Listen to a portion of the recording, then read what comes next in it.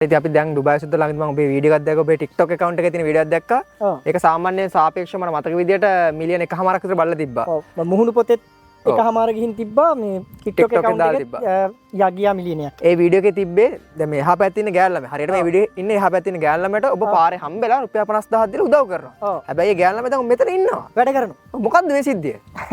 මේවයි. Script එකක්ද? නෑ නෑ නෑ. මේක ඒක තමයි මම කවදාවත් මේ සත්‍ය සිදුවීම් කරන ඇරෙන්න හොරබොරු වංචා කරන්නේ. ඒ වීඩියෝ එක මට මාගාව වැඩ කරන සේවකයෝ නෑ. වීඩියෝ එඩිට් කරා. මේ සේවිකාවක් නෙවෙයි ඔබේ. නෑ නෑ නෑ. අදුරන්නේවත් නෑ. අදුරන්නේවත් නෑ. මෙයා ඇවිල්ලා වීඩියෝ දෙකක් මං ගන්නවා. වීඩියෝ දෙකක් මං ගන්නවා අවස්ථාව දෙකකදී එතෙන්දී අරගෙන ඇවිල්ලා ඒක ගලපලා දෙකකදී කරනවා. එතකොට මම මෙයාට දීපු සල්ලි මෙයාගේ අතේ තියෙනවා. සමහර අවස්ථාවේදී වීඩියෝ දෙකක කෑලි නෙතිබ්බේ. අනිත් 50000 මගේ අතේ සල්ලි තියෙනවා. දැන් මේ ඇත්තටම මේ ගෑල්ලාමයට 50000 විතරක් නෙමෙයි සල්ලි විතරක් නෙමෙයි අද මෙයාට තනි රූම් එකක් දීලා අද අපේ ගෙදර තමයි මෙයා ඉන්නේ. අපේ ගෙදර ඉන්නේ? මගේ ගෙදර ඉන්නේ. මගේ ගෙදර ඉන්නේ. හේතුව මම කියන්න මෙයාගේ ජීවිත කතාව ගත්තොත් මෙයා ජීවිතේ නැති කරගන්න ගිය ළමයි. ඔයා මෙයාගෙන් අහන්න පුළුවන්. මොකද්ද? ඔයා අහන්නකෝ මෙයාගෙන්. සම්පූර්ණම. සේනානි කෞශල්‍ය. වයස. දැන් 18යි. ගම්පලාත. පත්නපුර. මේ කියන කතාවේ මොකක්ද ඇත්ත නැත්ත? මං අයියේ ජීවිතේ කියාගන්න බැරි ප්‍රශ්න ගොඩකින් දෙපු ගෑල් ළමයි. එතකොට එක තැනකදී මාව මගේ ගෙදර මිනිස්සු සහෝදරයෝ නේද හැමෝම මාව අතාරිනවා. ඔබ ඔය කියන ප්‍රකාශ හරි වගකීමෙන් කියන්න ඕනේ. මොකද ආයේ පස්සේ මේවා අපි සංස්කරණය කරන ඒවා මොකුත් නැහැ.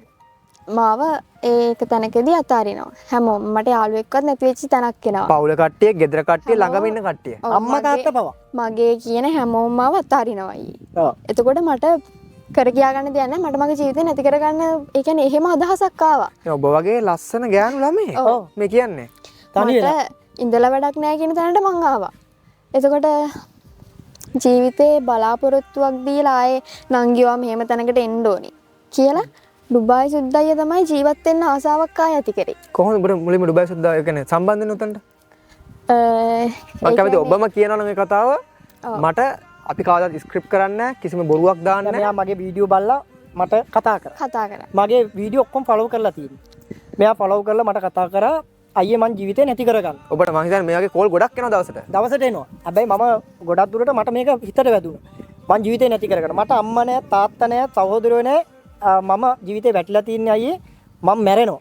මට ජීවිතේ නැති කරගන්න ඕන. හැබැයි මං අයියාගේ වීඩියෝ බලනවා. මං අයියාගේ ඔක්කොම ෆලෝ කරලා තියෙනවා. හැම channel එකක්ම. මට මේ වෙලාවේ ජීවිතේ නැගිටින්න. මට මගේ ගෙදර මටත් ෆැමිලි එකක් ඉන්නවා. මගේ ගෙදර මේ කට්ටිය කැමති නෑ මෙයාව ගෑල්ලාම එක්ක ගෙදරට ගෙනහලා තියාගන්න. නාදුනර ගෑල්ලාම. ප්‍රශ්නයක්. ඊට පස්සේ මොකද කරන්නේ? මෙයා මට කතා කරාම මම කතා කරලා මෙයාට සල්ලි දීලා වීඩියෝ එකක් කරලා මෙයාගේ ප්‍රශ්න ගැන කතා කරලා අහලා මෙයාගේ අම්මා විතරයි මෙයාට කතා කරේ. මෙයාගේ ප්‍රශ්නේ. ඒක මෙයාගේ පෞද්ගලික ප්‍රශ්නේ මට සමාජගත කරන්න බෑ මේ ළමෙක් ගෑල්ලාමෙක්. ඉතින් මෙයාගේ ප්‍රශ්නේදී මම මෙයාට හිතුවා උදව් කරා. මම අපේ ගෙදරට කතා කරා. දැන් අද අපේ ගෙදර කට්ටියත් එක්ක මෙයා ඉන්නවා. මෙයා මං ගාව සේවිකාවක් හැටියට වැඩ කරනවා. ඊට අමතරව මෙයා මගේ මොකද රැකියාව? රැකියාවක් කියන්නේ මේ රැකියාවක් මට මාගාව දෙන්න නෑ. ඒ වුණාට මම මෙයාට දෙයක් අය කියන්නේ සෝෂල් මීඩියා හරහා මගේ වැඩ පිළිවෙලක් කරගෙන යන්නේ මෙයාට වගකීමක් බාර දීලා තියෙනවා. ඒ කියන්නේ මම මෙයාට උගන්වනවා. දැන් මෙයාට ඕනම විදිහකට දෙයක් ඉගෙනගෙන ඉදිරියට යන්න පුළුවන්. මම මෙයාට අධ්‍යාපනයක් දීලා මම බලාපොරොත්තු වෙනවා තව මාස 6ක් 7ක් විතර අධ්‍යාපනයක් දීලා මෙයාව රට යවන්න. ඩුබායි යවන්න. ඩුබායි එකට යවලා ජොබ් එකකට යවන්න මම බලාපොරොත්තුවක් වෙනවා. ඒ වගේම අපේ ගෙදර ඉන්න කට්ටියත් එක්කම හිත දිනාගෙන මෙයා ඉන්නේ. දැන් මෙයා මට සහෝදරියෙක්.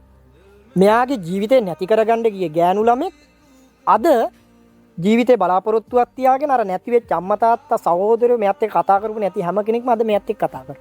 දැන් අපි හෙට නැත්තම් අනිද්ද දිහාට මෙයාගේ අම්මා බලන්න. ගෙදරට ගිහින් එතකොටත් ඒක වීඩියෝ එකක් බලන්න පුළුවන් අම්මා කතා කරනදී. හරිද? ඉතින් මට කරන්න පුළුවන් දේ ඒක. සමහර මේ සෝෂල් මීඩියා එකේ මේ චරිත අන්න ඩුබායි සුද්දා රංගපෑමක් කරන අන්න අර සල්ලි දීපු ගෑල්ලාමයා දැන් අනිත් වීඩියෝ වලත් ඉන්නවා මෙහෙමයි කතන්දරේ දන්නේ නැතුව. මම ඒක තමයි මිනිසුන්ට කියන්නේ නිතරම ඕගොල්ලෝ දකින්න දේ නෙමෙයි ඇතුලේ තියෙන්නේ. පොඩ්ඩක් දෙයක් කෙනෙකුට කියන්න ඉස්සලා පොඩ්ඩක් හොයලා බලන්න. මොන තත්ත්වයකද මේ ළමයා ඉන්නේ කියලා. මැරෙන්න ගිය ළමෙක්ව ජීවිතේ බේරලා ඒ ළමයාගේ ජීවිතයක් හදාගෙන ඉදිරියට යන්න උදව් කරපු එක මම අහනවා ඒක මං කරපු එක වැරද්දක්ද නැද්ද? එහෙම ළමයෙකුටද 50000ක් දෙන්න ඕන? එහෙම ළමයෙකුටද මම ළඟ රැකියාවක් කරන්න අවස්ථාව දෙන්න ඕන? ඔබ කියන්න මට. මුලින්ම මං අහන්න ගමු ඔබ සියලුම කතා ඇත්තද? ඇත්ත. මෙහෙමයි මේක කියන්න ඕනි. අපේ ගෙදර මිනිස්සු මාවත් ඈරියකට ඒ මිනිස්සු වැරදි නෑ. මං වැරදි. ඒකට මං වැරදි. මං ඉතින් විහිං මගේ ජීවිතේ නාස්ති කරගන්න ගියා. හැබැයි මට ඩුබායි සුද්දයි හම්බුනේ වාසනාවකට. මං ජීවිතේ එතනින් බේරගත්තා. ඉතින් ඒක තමයි මෙතන හොඳ දෙයක් තියෙන්නේ. දැන් මෙයාගේ ජීවිතයේ මෙයාගේ මොන හරි වැරදි අඩුපාඩු නිසා මොකක් හරි දෙයකදී දෙමාපිය මෙයාව ඇතාරි. දෙමාපිය ඇතාරලා මෙයාට වැටිලා පතුලටම වැටිලා මැරෙන්න යන අවස්ථාවකදී අපි කල යුත්තේ જાතියක් ඇතුළේ අපේ කෙල්ලෙකුට අපේ ළමෙකුට ජීවිතේ නැති කරන්න දීලා පැත්තකට වෙන එකද ඒ ළමයාගේ ජීවිතය හදාගන්න අහුවරණක් දීලා ඉන්න තැනක් දීලා අවවාදයක් කරලා අනුශාසනාවක් කරලා හිත හදලා මේ වගේ තැනකට ගන්න එක. ඔබ මට කතා කරා. ඔබ දැන් මේ කතාව කිව්වනේ. ඔව්. දැන් එතනින් පස්සේ මොන වගේ පෙච්චරයක් තිබ්බද? දැන් ওই වීඩියෝ සමාජගත කරා. ඔව් කරා. කරලා මට වීඩියෝ එක 1 මිලියන් යනකම් මුහුණුපතේ බැනලා තිබ්බා. වැඩි හරියම බැනලා තිබ්බේ ඩුබායි වලම ඉන්න මිනිස්සු. මේ මිනිස්සු දන්නේ නැහනේ.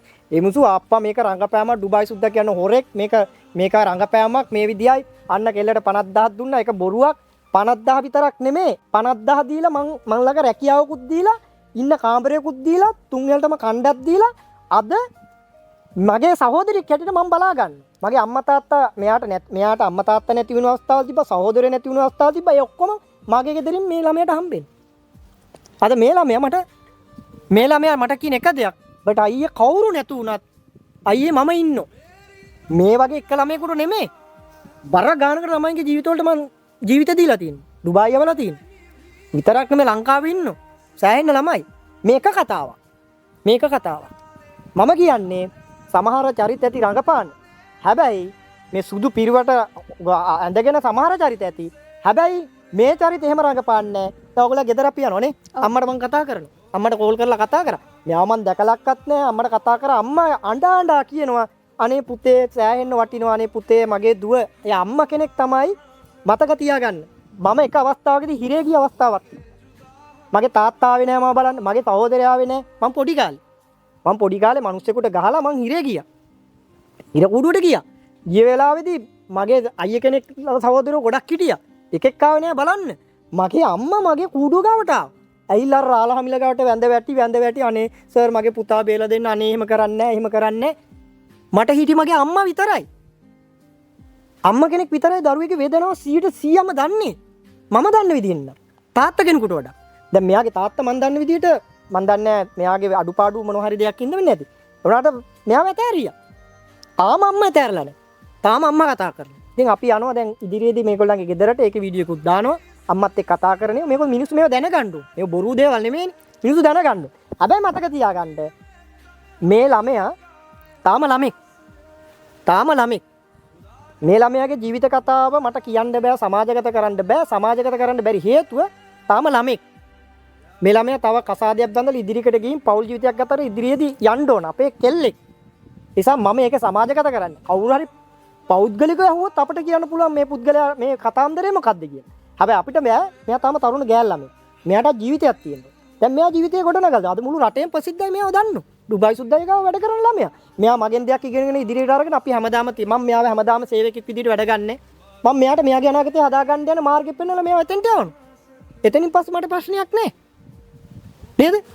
ඔය වීදුරු ගෙවල් වල ඉඳන් ගල් ගහන මිනිස්සුන්ට කියන්නේ ඔල පොඩ්ඩක් හිතහල්ලා ඔය රුපියලක්වත් දෙන්නේ නැති මිනිස්සු තමයි අපි කීයක් හරි දෙන මිනිහෙකුට අනේ රුපියල් 100ද දුන්නේ අපෝ මේ මූ කැමරාවක් අරගෙන ගිහින් සල්ලි දෙනවා කැමරාවක් ඉස්සරහට අරන් ගිහින් උදව් කරනවා මතක තියාගන්න අපි රුපියලක් හරි දෙනවා රුපියලක්වත් දෙන්නේ නැති මිනිස්සු ඇහිල්ලා අපේ වීදුරු ගෙවල් වල ඉඳන් ගල් ගහන ඒක අපේ ලංකාවේ 99% කරන්නේ සිංහල මිනිහෙක් මම කිව්වේ අපේ සිංහල ජාතියේ සිංහල මිනිහෙක්ම තමයි සිංහල මිනිහෙකුට වල කපන්නේ ඇඳුම් පදයක් ගන්න කට කතාවක් හදන්නේ සිංහල මිනිහෙක්මයි සිංහල මිනිහෙක්ම තමයි සිංහල මිනිහෙක්ගේ ගෙවල් ළඟ බිස්නස් එකක් පටන් ගන්න ඕන මූ සැලොන් එකක් දැම්මනම් ඒ සැලොන් එක ගාවටම ගිහින් තව එකේ සැලොන් එකක් දාන්න.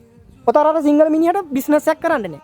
අපේ මිනිහෙක්ම තමයි අපේ මිනිහෙකුට වල කපන්නේ. අපේ මිනිහෙක්ම තමයි අපේ මිනිහෙකුට නැති වෙන්න මඩ ගහන්නේ. මතක තියාගන්න අපේ කම කියන්නේ ඕක නෙමෙයි. හැමෝම එකමුතුකමෙන් අපේ මිනිහෙකුට දිනු වෙන්න අතහිත දීලා අපේ කෙනෙකුට වරදක් වුණ වෙලාවක අපේ කෙල්ලෙකුට හෝ කොල්ලෙකුට වරදක් වුණ වෙලාවක ඒ කොල්ලව වරදෙන් බේර අරගෙන ඒ කොල්ලට අනාගතයක් අපි හදලා දෙන්න ඕනේ. ඒක තමයි යකෝ සිංහලකම කියන්නේ. හරිද? නිසා මේක අර බැනලා කමෙන්ට් දාපු මිනිස්සුන්ට මට අනිවාර්යෙන්ම කියලා දෙන්න උමනාවක් තිබ්බ මේ ළමයවත් ඉස්සරහට අරගෙන. අවසාන ප්‍රශ්න ඔබ මේ විදිහට අහනවා. මට කියන්න දැන් ඔබට යම්කිසි ප්‍රශ්න මාලාවක් වුණා. පෞද්ගලික ප්‍රශ්න එක. ඩුබායි සුද්දාව හම්බෙනවා. තනි වචනෙන් කියමු ඩුබායි සුද්දා මොන වගේ චරිතයක්ද ඔබ හිටපු ඒ අවස්ථාවේදී? මට නම් දෙවි කෙනෙක්. කමෙන්ට් කිරීම ඔබ සතුයි. මේ වීඩියෝ එකටත් කැමති කට්ටියට බනින්න පුළුවන්, කැමති කට්ටියට හොඳ කියන්න පුළුවන්. ඔව්. විවෘතව අදහස් දක්වන්න අපි බලමු එතනින් පස්සේ මොකද්ද කරන්න කියලා.